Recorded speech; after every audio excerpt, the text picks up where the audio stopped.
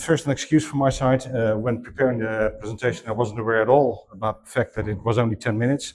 I thought an hour is the least you can fill, but the number of slides may be a bit large. Sorry for that. I will try to go through them as quickly as possible. But I need to explain you some about DMI before I can go into the details of what it exactly is, what we do. DMI, you see it, no, you don't see it anymore. It was on the bottom side of that slide. It's Dutch Metropolitan Innovations. It was founded to encourage data sharing, to stimulate the availability of data, but it's not the purpose of DMI at all.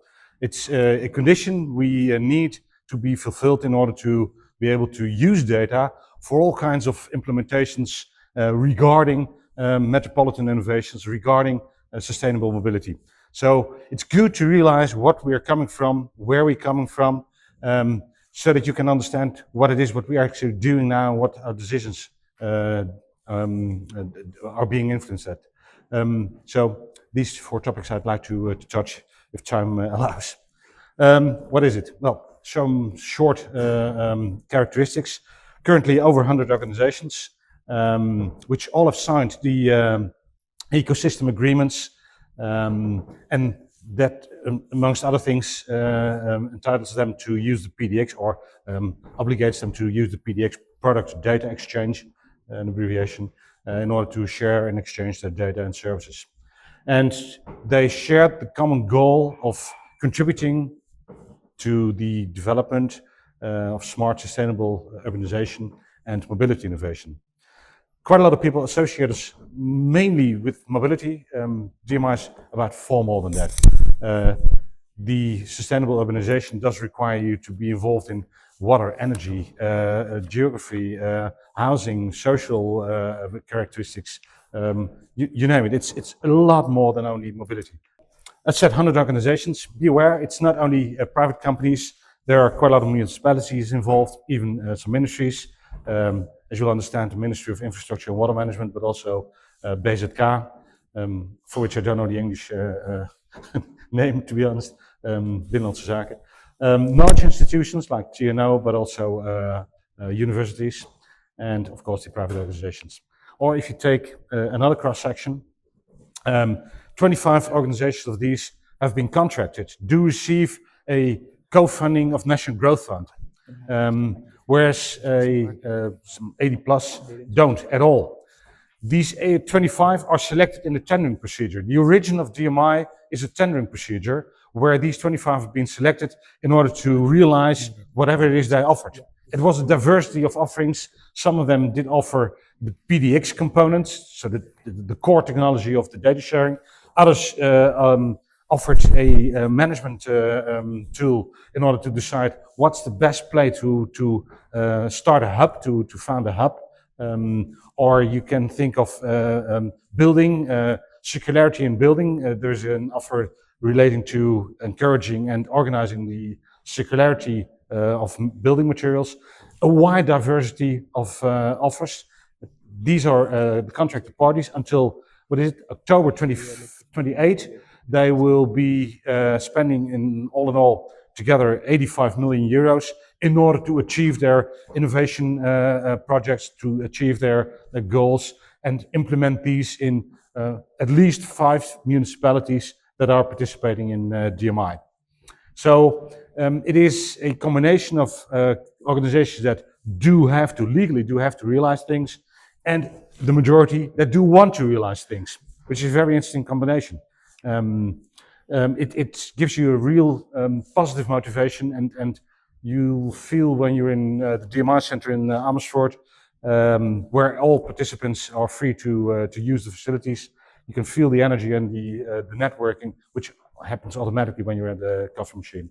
The DMI ecosystem agreements, that's worthwhile knowing a bit more about, because it's, well, the fundamental agreement shared by all participants, undersigned by all of them, which contains the fact that they all, no matter whether you've got a contract or not, they all pay an annual fee, a contribution.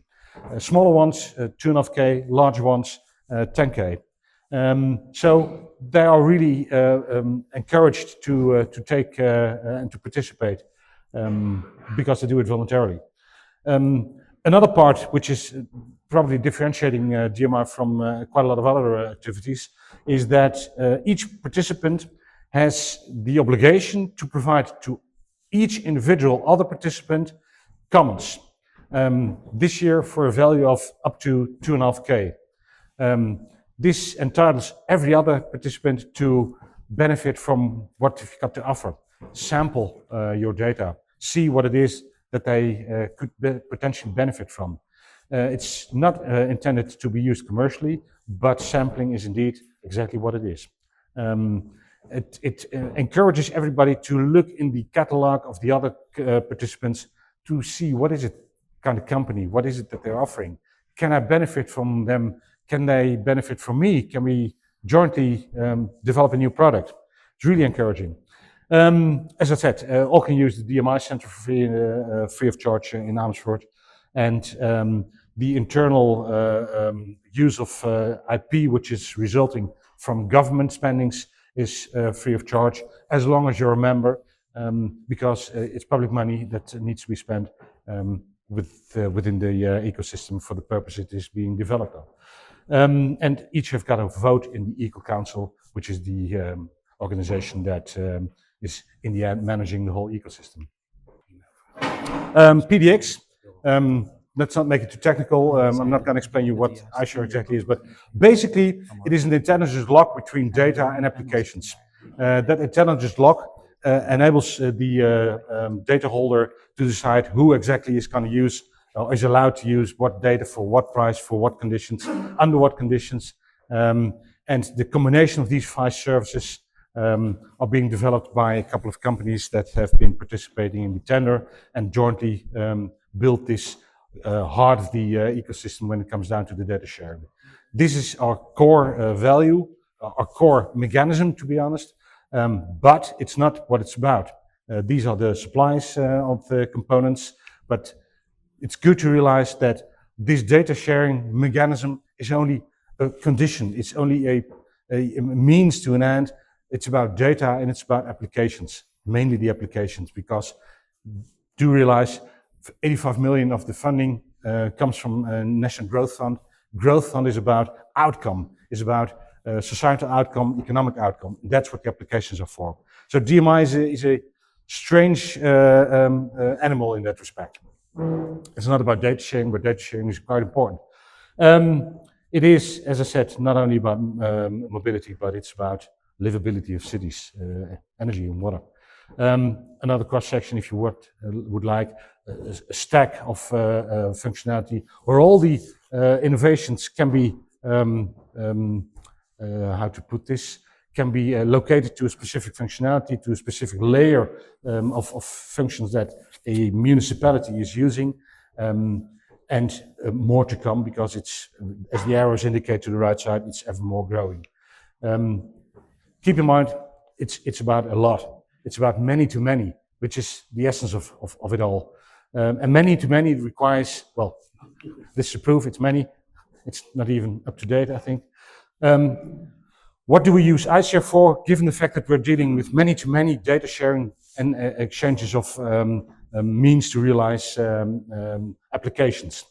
If you take our logo and consider these are the participants, or the data if you wish, what we do use iSHARE for is actually to answer all these questions about what am I sharing, why are you, oh, and now it's wrong again. Can I trust you? Can I be sure that you use the data only for those purposes I intended you to use it for? All these questions that both data holders and data users will have are being answered by this trust, this circle of trust provided by iSHARE. That's a very important one for us, because it's not intended to visualize the fact that DMI is a separation from the rest of the world, not at all. It's open as hell and everybody can join as long as you undersign the ecosystem agreements.